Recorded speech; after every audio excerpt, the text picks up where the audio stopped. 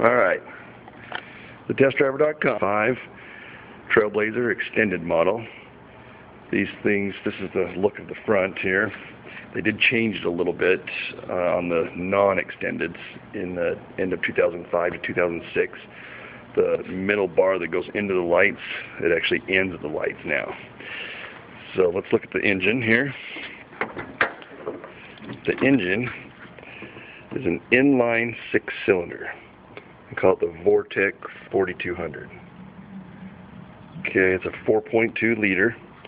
Has 291 horses, so 277, I believe, foot-pounds of torque. It's the most horsepower in its class for these, mid-size SUVs. Get a good look at it from the side. You can always look on Google and get images. They do look a little long when you look at them. I've heard people call them like the SUV hearse, but some people think they're very good looking. At the same time, the top goes up, as you can see on these roof racks. See how these are thicker than if you were to see a standard non-extended Trailblazer. They do have pretty decent rear cargo, but they're actually deeper from the seat to the door than a Yukon or Tahoe. Seats go down like so. I'll show you when I open up a different door. They do have a little space under here to hide stuff, like so. I've got something hidden there. This car I bought, and I will eventually sell it. The windows, side windows, like a minivan, pop out so you can let out hot air as you're going.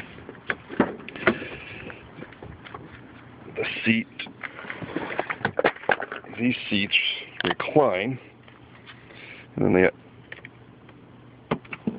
tip them forward. The back seat, as you can see, you actually pull the seat forward and then lay the seat down. So what I mean by that is you actually lift up the back part right here, tilt it down, and there you go. Okay.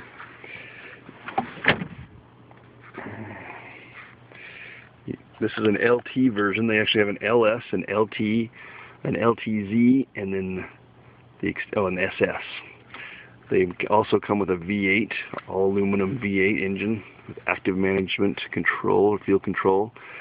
The LT gives you better sound system.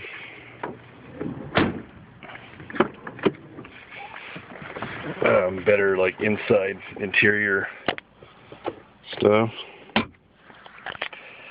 There's the dash. These buttons, fingernails hit them and they end up chipping it off. It costs $18 to get new ones of those if you buy them from the dealer. You got your rear wiper control, your four-wheel drive, four-wheel drive. The rear air control is down here. The sliders are for independent climate control. This one's got the home link so you can do your garage openers. You got your side windows I was showing you, the sunroof button, which this one does have a sunroof, which is kind of nice. Okay, there's the side of the door for your lock, your windows, and just lock your windows so the kids can't play with them. Okay, your lights automatic, they just come on, your fog lights. There's your dash controls. This little deal is my to check the gas mileage, and we'll do that when we do a test drive. This thing I've gotten as high as 28 miles per gallon, which is pretty good. Alright, here we are test driving the 05 Chevy Trailblazer extended version. And I just wanted to show you, I've got this fancy little scan gauge that kind of gives us information. And right now I'm doing a miles per gallon instant and miles per gallon average at the same time. Now I left my house, so I had to drive through town a little bit, stopped at one light, and then went up on-ramp, pretty steep one.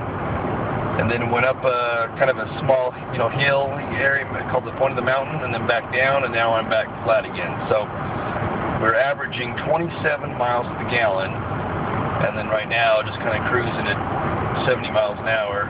53, 35, kind of back and forth. So we're in the 30s. Now this Trailblazer has the straight 6 4.2 liter. It's got 323 gear ratio in the rear end. The tranny is going to be the same in all of them, but the rear end gear makes a big difference. So I used to own a Trailblazer extended with 410 gears in the rear, and I probably, based on, calculating your mileage with at the gas pump with the calculator, probably about 18 was the best on the highway. So as you can see, that gear ratio in the rear makes a big difference. Now, if I was pulling a boat a lot or something, I'd probably want the bigger gear. So anyway, that's what I wanted to show you. Besides, this one does have the home link. It's got its sunroof controls right up here.